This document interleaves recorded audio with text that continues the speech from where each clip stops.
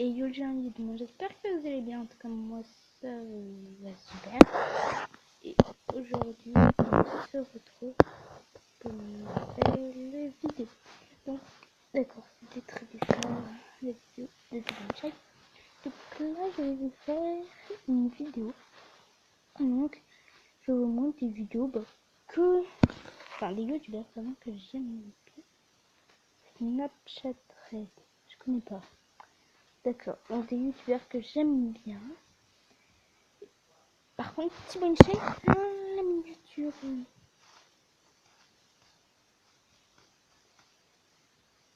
Ok, bon, des youtubeurs que j'aime bien, pas forcément, mais des youtubeurs, voilà, des youtubeurs au pif, on va dire. Ouais.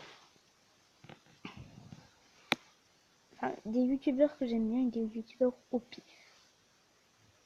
Ouais, je pense que je vais faire ça. Genre, là, ma fâchée, j'aime pas trop, mais je vais prendre ça. Ok. Donc...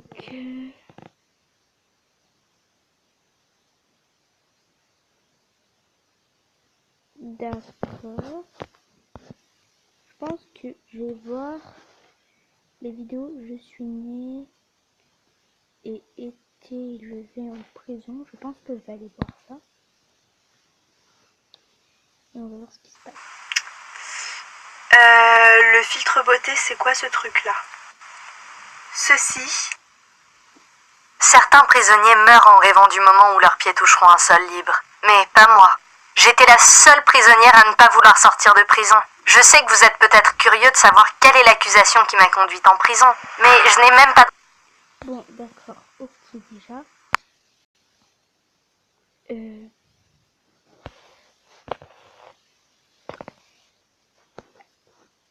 L'intro n'est pas comme celle de d'habitude. Je peux dire, mais comme... Voilà, donc on va continuer la vidéo. Réponse à cela, car j'ai été emprisonnée sans. Même si j'ai passé la majeure partie de ma vie en prison, je n'y suis pas restée éternellement. Ma famille et mes amis sont tous en prison. Mais cela ne signifiait pas nécessairement que je devais rester là aussi. Il m'a fallu beaucoup de courage pour sortir de prison. Mais y retourner était sans aucun doute encore plus difficile à faire. Ma mère n'avait que 16 ans lorsqu'elle est allée en prison. Un simple moment qui a bouleversé sa vie. Tous ses rêves se sont évanouis lorsqu'elle a pointé un pistolet sur un cambrioleur qui s'était introduit chez elle pour l'effrayer. C'était la première fois qu'elle tenait une arme à feu et elle ne savait pas s'en servir. Tout ce qu'elle savait, c'est que sa mère lui avait mis le pistolet dans les mains. Elle était terrifiée et tremblait lorsque le cambrioleur lui a pris son argent et a tenté de s'échapper par la fenêtre juste devant elle. L'argent que le cambrioleur a essayé de voler était tout ce dont elle disposait et elle le gardait pour le bébé qui grandissait en elle, ce qui expliquait la rage de sa mère. D'une part, une voix lui parlait au dernier moment avant qu'elle n'appuie sur la gâchette. Elle disait « Ne le fais pas, c'est mal !» Et puis, il y avait la voix de ma grand-mère qui disait « Fais-le !» Et puis, de l'autre côté, la voix du cambrioleur qui la suppliait « Ne le fais pas !» C'est alors que ma grand-mère lui a crié dessus en lui disant qu'elle n'était qu'une lâche. Elle n'entendait désormais plus rien. Ni la voix du cambrioleur, ni la voix de sa mère, pas même la voix venant d'en elle-même. Tout ce qu'elle a entendu, c'est le coup de feu qui résonne encore à ses oreilles, même de nos jours. Personne au poste de police ne l'a cru quand elle leur a dit qu'elle ne voulait pas le faire et qu'elle ne se souvient que d'entendre toutes ces voix et ensuite l'image du cambrioleur gisant dans une mare de son propre sang. Les derniers mots de sa mère ont été les suivants. « Tu seras toujours une mauvaise fille. » Et voilà, elle a été accusée de meurtre et condamnée à 35 ans de prison. Si elle avait de la chance, elle sortirait de prison à 40 ans. Mais ma mère n'a pas beaucoup de chance. Vous vous demandez peut-être comment une jeune fille de 16 ans pourrait être emprisonnée alors qu'elle était encore mineure. Laissez-moi vous expliquer. 2 États autorisent l'emprisonnement des personnes âgées de 16 à 17 ans, car ils les considèrent comme des adultes. Et malheureusement pour elle, elle était dans l'un de ces 2 États. Et comme si ça ne suffisait pas déjà, elle devait aussi supporter d'avoir une mère méchante et être enceinte de 4 mois. Elle avait vécu toute sa vie dans un environnement hostile. Et maintenant, elle risquait aussi de... Bon, je préfère regarder 2 vidéos maximales parce que celle-ci dure 1 minute 08 et celle que je viens de regarder dure je sais pas combien de temps. Du coup, voilà. On va regarder... Mourir dans l'un d'entre eux. Même si l'endroit où elle était différent, cela n'aurait pas d'importance. Il y a des méchants partout.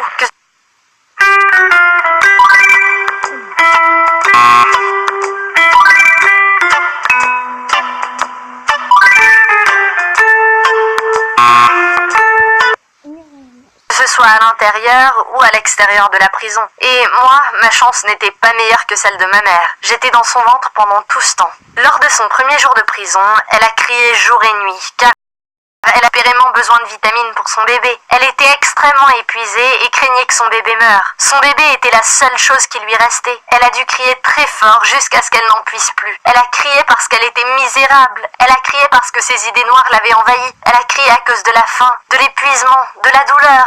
Elle a crié et crié, non-stop.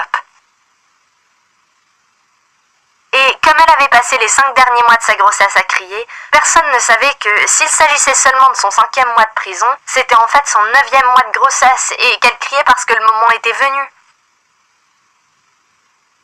Personne ne savait que le moment était venu pour elle d'accoucher, jusqu'à ce que je la rejoigne dans ses cris quand je suis enfin née. Cela importait peu cependant. La seule différence était que la surveillante avait préparé son repas de manière à ce qu'il soit suffisant pour nous deux et que les autres détenus fassent un peu plus attention à maman après son accouchement. Bien que je ne garde aucun souvenir de ces jours difficiles, je peux honnêtement affirmer que le visage de ma mère était la seule chose qui me permettait de rester en vie, en l'absence des soins de santé appropriés dont un nouveau-né comme moi avait besoin. À l'origine, la prison était conçue pour casser une personne mentalement, émotionnellement et physiquement. Ma mère a été poussée vers la folie alors qu'elle était encore enfant. Mais la seule chose qui a gardé intact tout ce qui lui restait de sa santé mentale, c'est moi. Quand j'ai commencé à apprendre à parler, j'ai appris le mot grand-mère grâce à ma mère. Elle me racontait des histoires à propos de ma grand-mère qui ne nous avait jamais rendu visite. Ma mère savait que j'étais la seule famille qui lui restait. Mais je ne pouvais pas m'empêcher de penser que, quelque part, derrière les murs de la prison, j'avais une grand-mère. Il est juste de dire que, même s'il n'y avait pas de lien de sang entre moi et les femmes et les filles emprisonnées avec ma mère, elles étaient tout de même comme une famille pour moi. Aucune des gardes ne se souciait de moi, sauf une. Elle s'appelait Zoya. Elle avait des racines russes et elle m'apportait des vêtements et des couches. C'est elle qui m'a donné mon nom Vera, ce qui signifie espoir en russe. À l'âge de 6 ans, elle m'a même appris à lire et à écrire, dans l'espoir de me préparer au jour où je sortirais de prison pour voir un monde dont je ne connaissais rien. Un jour, après avoir passé presque une journée entière à essayer de me convaincre de m'asseoir et d'apprendre, je lui ai demandé « Pourquoi devrais-je apprendre à lire et à écrire s'il n'y a rien pour moi à lire ou à écrire ici ?» Elle a répondu « Qui a dit qu'il n'y avait rien à lire? Il existe des millions de livres qui regorgent d'histoires et d'informations sur tout ce qui se passe dans le monde. » Là, j'étais curieuse. Alors, j'ai demandé « Et comment puis-je obtenir ces livres ?» Elle a dit « Je t'apporterai des bandes dessinées. » Le lendemain, j'ai attendu près de la porte de la cellule en tenant les barreaux en attendant l'arrivée de Zoya. Mais elle n'est jamais venue. Je me suis assise au même endroit jour après jour, attendant qu'elle se présente. Mais elle ne l'a jamais fait. Finalement, j'ai demandé à l'une des gardes qui l'avait remplacée et elle m'a dit que Zoya ne reviendrait pas. Finalement, l'espoir que j'avais d'avoir des livres a commencé à s'estomper. Mais c'était loin d'être la pire chose qui allait m'arriver. Ma mère a commencé à me traiter différemment. Elle était de mauvaise humeur tout le temps et je pouvais l'entendre pleurer toute la nuit. Elle n'aimait plus ni me parler, ni s'asseoir à côté de moi pendant que nous mangions. Pouvez-vous imaginer ce que c'est que d'être évité par la seule personne que vous avez dans le monde entier? J'ai enduré des semaines et des mois de négligence. Je ne savais pas quoi faire. Un jour, je n'en pouvais plus. J'étais tellement en colère contre la façon dont ma relation avec ma mère avait changé. Une femme qui avait quelques années de plus que ma mère s'est approchée de moi et m'a demandé de m'éloigner du coin dans lequel j'étais assise, car elle voulait s'y asseoir. J'ai refusé. Alors, elle m'a poussée. Je suis tombée par terre et me suis coupé la main. En prison, j'ai appris que tout le monde veut être un dur à cuire, pour ne pas tomber victime d'un autre qui est plus fort. Tout le monde se pavane pour montrer à quel point il est farouche. Mais je n'avais pas besoin de prouver à quel point j'étais brutale envers quiconque. Tout le monde me traitait comme une enfant. Mais tout à coup, ils avaient tous cessé de le faire. Je n'ai pas compris pourquoi. Je ne pouvais pas rester assise sans rien faire à propos de ce que cette femme avait fait. Alors, je me suis levée, me suis époustée et l'ai poussée. Mais elle était si grosse. Le reste des prisonniers nous ont entourés et ont commencé à crier « Battez-vous! Battez-vous !» Mais la bagarre était terminée avant même d'avoir commencé. Certaines gardiennes de prison se sont approchées de nous pour rompre le combat. L'une d'elles m'a attrapée par la main et m'a emmenée au bureau du gardien en chef de la prison. Alors que nous étions en chemin et sans aucun avertissement, elle m'a frappée à la poitrine. Elle me traitait exactement comme une de ses prisonnières. Ce coup de poing m'a coupé le souffle. Je n'ai pas riposté, car la carte d'une prisonnière perd toujours face à la carte d'une garde.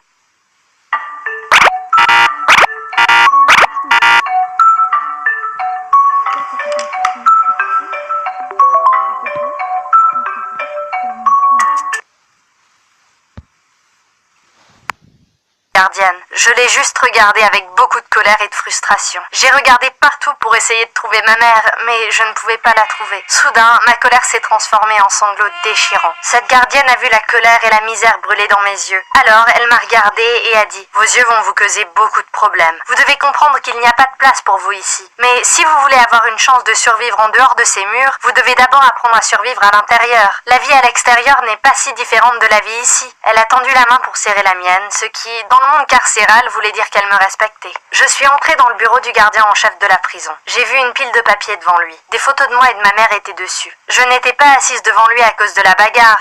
Au lieu de cela, il était sur le point de me dire la nouvelle qui allait changer toute ma vie, pour le pire. « Vous sortez de prison », m'a-t-il dit d'une voix froide. Il a ensuite dit « Il y a une famille qui va vous adopter.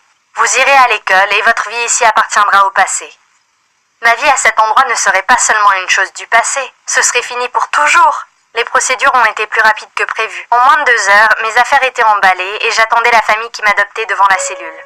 Je restais assise à attendre l'inconnu. Qui était cette famille et où m'emmenait-il ? Et quant à ma mère, elle ne s'est même pas présentée pour dire au revoir. Pourquoi ? Un grand homme vêtu d'un costume et une grosse femme vêtue d'une robe colorée sont arrivés. Leur apparence était étrange à mes yeux. Pourquoi la dame porte-t-elle des gants ? Me suis-je demandé. Il ne faisait pas froid. Disons simplement que notre première rencontre s'est bien déroulée, mais elle n'était pas vraiment réconfortante. Je ne voulais pas aller avec eux, mais je n'avais pas d'autre choix. D'abord, j'avais été abandonnée par Zoya, puis par ma propre mère. Les prisons sont censées réhabiliter les prisonniers pour les aider à renoncer aux émotions de la colère et les aider à recommencer une nouvelle vie. Cependant, la prison ne m'a appris qu'à rester dans un coin plein de rage, de désespoir et de frustration. En tant que fillette de 7 ans qui n'a jamais eu l'occasion d'explorer d'autres facettes de ma personnalité, il était difficile de m'entendre avec monsieur et madame Thompson qui m'avaient adoptée au début. Ils étaient étrangement calmes. J'avais l'impression qu'ils complotaient quelque chose, mais à ma grande surprise, il s'est avéré que le calme était l'état normal d'un être humain et non l'inverse, et que j'étais celle qui était constamment dans un état anormal. Après un moment, j'ai commencé à les aimer, mais ils ne remplaceraient jamais l'amour que j'avais dans le cœur pour ma mère. Nous avons essayé maintes et maintes fois de rendre visite à ma mère en prison, mais elle a refusé de nous voir chaque fois que nous allions lui rendre visite. Chaque fois, je revenais de ces tentatives de visite avec 1000 questions en tête. La seule réponse que madame Thompson a eue pour moi a été « Quand tu seras grande, tu comprendras ». Je suis vite allée à l'école et devinez quoi ? Il y avait beaucoup de livres. J'en ai acheté quelques-uns pour mes cours et il y en avait tellement dans la bibliothèque. Mais malgré le fait que j'étais heureuse à propos de tous ces livres que je pouvais lire, je me sentais triste pour Zoya et ma mère. J'ai réussi à me lier d'amitié avec des enfants de mon âge et j'étais très appliquée à l'école. Tout le monde m'aimait et j'ai commencé à profiter de la vie en dehors des murs de la prison. J'ai commencé à passer la plupart de mon temps à la bibliothèque, mais j'ai toujours souhaité que ma mère puisse être là aussi. Vous dirigez une entreprise ? Avec YouTube, vous pouvez toucher plus de 8 internautes français sur 10.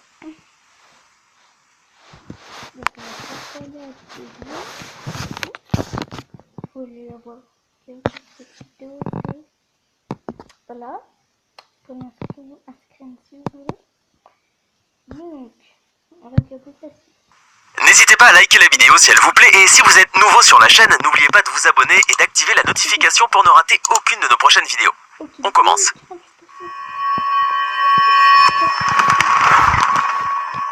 Bonjour et bienvenue à tous. Chaque jour, il y a environ 300 000 naissances dans le monde, mais pratiquement toutes n'ont rien de particulier. Sauf que, il y a parfois des exceptions. En effet, dans de très rares cas, on trouve des naissances qui sont véritablement incroyables, voire miraculeuses. Une femme qui accouche de jumelles. Donc, voilà, on ne va pas parler pendant cette vidéo, je vais vous laisser continuer. À l'âge de 74 ans est par exemple réellement extraordinaire, n'est-ce pas ?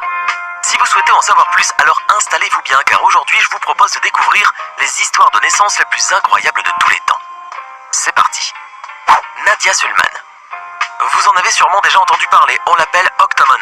Vous devinez pourquoi ? Elle a eu en 2009 des octuplés. 8 petits bébés qui aujourd'hui sont en excellente santé. C'est simplement extraordinaire. Il est si rare que des octuplés survivent. D'autant plus qu'avant d'avoir des octuplés, Nadia avait déjà 6 enfants. Non, pas de 6 grossesses, non. Elle avait eu des jumeaux à chaque fois. Mais la grosse majorité de toutes ces grossesses n'ont pu avoir lieu que grâce à la fécondation in vitro. Ainsi, en 2008, Suleman déclare qu'il lui restait encore 6 embryons fécondés lors de ses précédents traitements de FIV. Elle explique qu'elle a demandé que ses embryons restants lui soient implantés afin qu'ils ne soient pas détruits. De ce fait, elle se les a implantés et 2 de ses embryons se sont divisés en jumeaux, donnant finalement 8 embryons. Depuis, elle a des octuplés et si l'on compte ses 6 autres enfants, cela fait au total 14 enfants qu'elle se doit d'éduquer seule puisque Nadia a divorcé bien avant qu'elle devienne octomone. À l'époque, la nouvelle des octuplés avait quand même provoqué une énorme médiatisation assez négative à l'échelle internationale.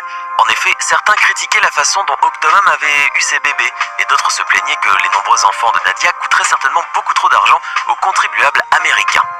Mais Nadia n'en avait cure et avait toujours affirmé qu'elle était en mesure de s'occuper de façon indépendante de ses enfants. Malheureusement, la suite ne lui a pas donné raison. Nadia a été divorcée, au chômage et toute seule. Et la situation s'est rapidement compliquée pour elle puisqu'elle ne dormait presque pas.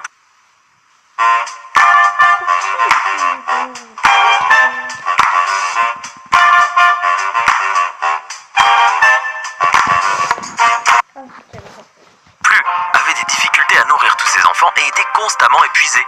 Plus tard, elle a même déclaré que sa décision d'avoir des octuplés était stupide, immature et égoïste. Suite à cela, elle a eu une grave dépression et a même tenté de mettre fin à ses jours. Cependant, elle regrette aujourd'hui amèrement ses moments de faiblesse, ainsi que toutes les erreurs qu'elle a commises pour assouvir les besoins de sa famille. Désormais, Nadia, qui se fait appeler aujourd'hui Nathalie, tire un trait sur son lourd passé. Elle travaille comme consultante pour les toxicomanes et les alcooliques, et elle n'imagine pas son existence sans ses 14 merveilleux enfants.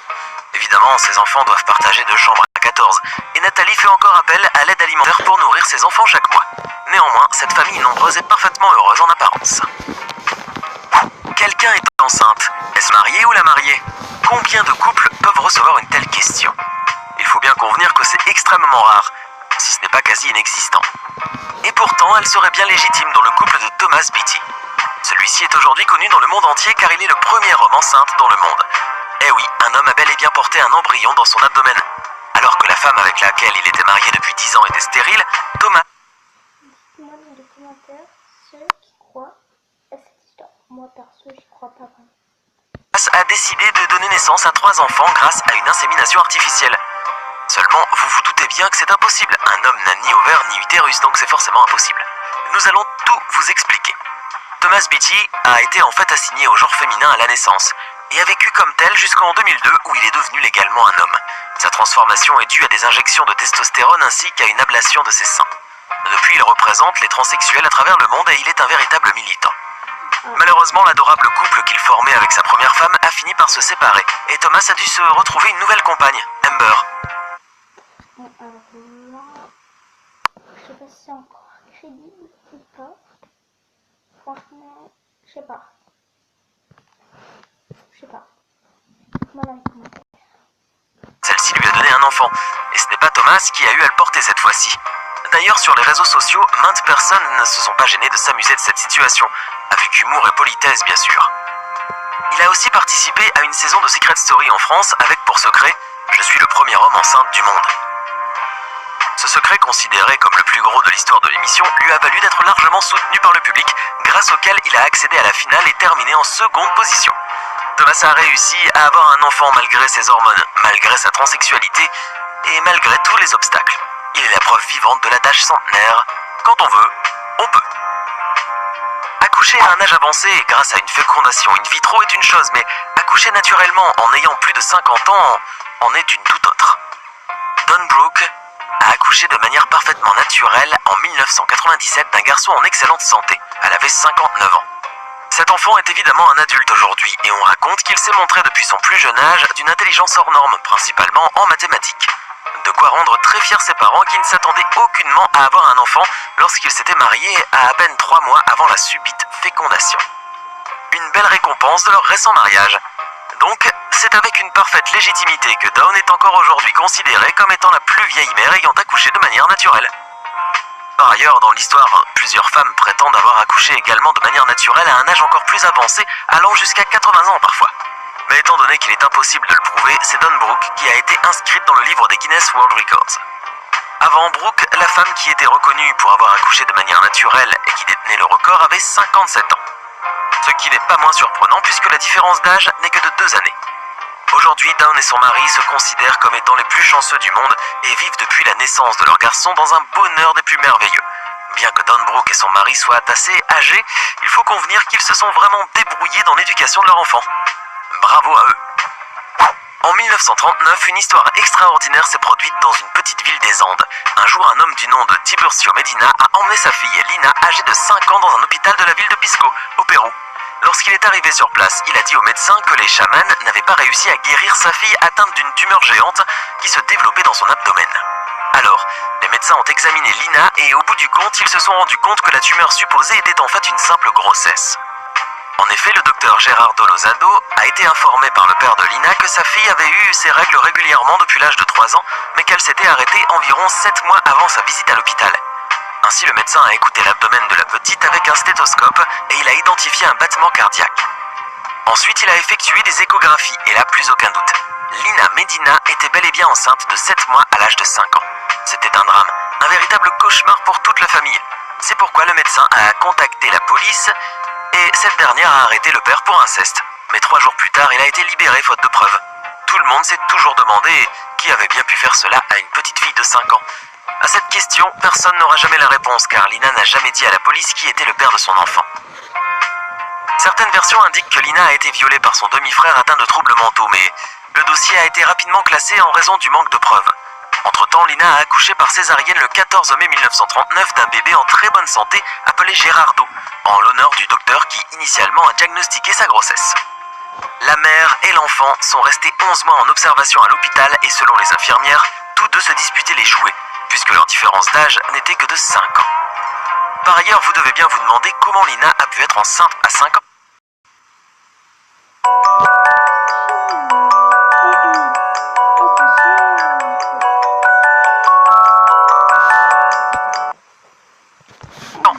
Eh bien c'est normal. Et le docteur Edmundo Escomel s'est posé la même question. Et c'est ainsi qu'il a décidé de mener de nouveaux examens sur Lina afin de comprendre sa grossesse mystérieuse. Quoi? Ce qu'il a appris était vraiment incroyable. Il a d'abord découvert que Lina avait en fait commencé à avoir ses règles à l'âge de 8 mois. Et non 3 ans, comme la famille le pensait. Ensuite, il a appris que Lina avait les ovaires d'une femme mature et qu'elle avait un trouble hormonal dû à l'hypophyse. Toutes ces raisons ont fait que Lina a pu tomber enceinte malgré son âge précoce. Aujourd'hui, Lina est mariée et vit paisiblement à Lima. Quant à son fils Gerardo, il est décédé à l'âge de 40 ans d'une infection de la moelle osseuse. Mangayama Yaramati est une indienne qui est devenue une jeune mère, mais pas n'importe laquelle. Elle est la mère la plus âgée du monde, car elle n'a pas moins de 74 ans. N'est-ce pas incroyable? Le 5 septembre 2019, cette indienne a donné naissance à 2 jumelles en très bonne santé. Mieux encore, la mère se porte merveilleusement bien également. Il s'agit là d'un véritable record mondial et surtout d'un miracle de la vie du corps médical. Mais vous devez bien vous demander comment une femme peut accoucher à un âge aussi avancé. C'est normal car en principe c'est impossible. Seulement, Mangayama a eu recours à de la procréation médicalement assistée pour y parvenir. En effet, cette indienne et son mari, Sitarama Sayarao, âgé de 82 ans, n'avaient pas réussi à concevoir pendant leurs 57 ans de vie maritale. Cependant, ils ont trouvé la solution idoine pour y parvenir car ils ont eu recours à une fécondation in vitro à partir du sperme de Sitarama et des ovocytes d'une donneuse. Ensuite, la grossesse s'est très bien déroulée et la naissance a eu lieu par césarienne. Question de prendre toutes les précautions possibles. Car après tout, Mangayama est septuagénaire. Il ne faut pas l'oublier. Désormais, ce bon vieux couple est fier du choix de la fécondation in vitro puisque visiblement il a porté ses fruits. Aujourd'hui, Sitarama et Mangayama sont les plus heureux du monde. D'autant plus qu'ils souhaitaient avoir un enfant depuis des décennies. D'abord pour leur propre bonheur et ensuite parce qu'ils étaient stigmatisés dans leur village de Nelapar Tipadu. Les gens appelaient Mangayama la femme sans enfant, ce qui l'a blessé profondément. Dorénavant, le cauchemar de ce couple est terminé puisqu'ils ont eu ce qu'ils désiraient le plus au monde. Malheureusement, le revers de la médaille est que le jeune père a subi un accident vasculaire cérébral au lendemain de l'heureux événement. Certainement à cause de l'émotion. Autre inconvénient, ce couple n'arrivera peut-être pas à bien s'occuper des jumelles puisqu'ils sont en âge avancé. Néanmoins, la petite famille est restée sous surveillance pendant 21 jours et trouvera probablement rapidement une bonne solution pour s'occuper correctement de leur fille. Maintenant, dites-nous en commentaire laquelle de ces histoires de naissance vous semble... Ok, donc on va finir, voilà. J'aimerais vous informer que je fais maintenant des vidéos tous les mercredis. Soit tous les mercredis, soit mercredis, soit les dimanches. Donc ça dépendra de mon temps. Donc voilà. Si je le sors pendant que j'ai pas le temps le mercredi ou le dimanche. Donc voilà, donc ne vous en faites même pas. Maintenant il y aura une vidéo. Même si c'est pas une vidéo, je vous parlerai comme ça. Et je fais des petites vidéos réactions. Essayez de pas pleurer, essayez de pas. Voilà, essayez de pas avoir peur. Mais je pense pas que c'est. On va le faire. Parce que moi j'ai pas trop envie, tu vois. Moi j'ai fait mon téléphone, tu vois.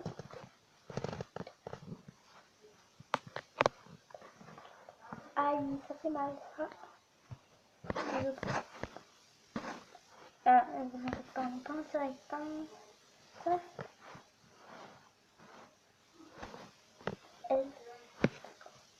On va dire qu'il faut pas que ce soit. Ok. Voilà la maison. Voilà quoi.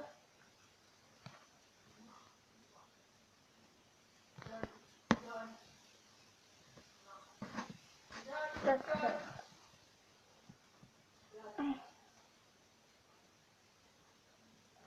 Ah, ça fait mal. Non. Dis-le. Ok, au revoir.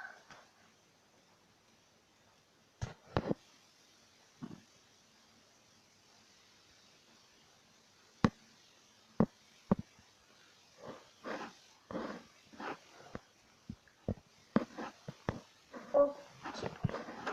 Je vais arrêter cette petite vidéo.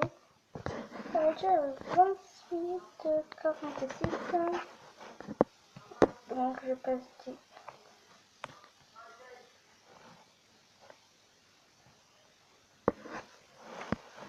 Voilà quoi. Oh, petit bébé. Je pense que je peux avoir un petit peu. Moi je vais pas rigoler. Ça fait pas mal. Oh, il est trop mignon.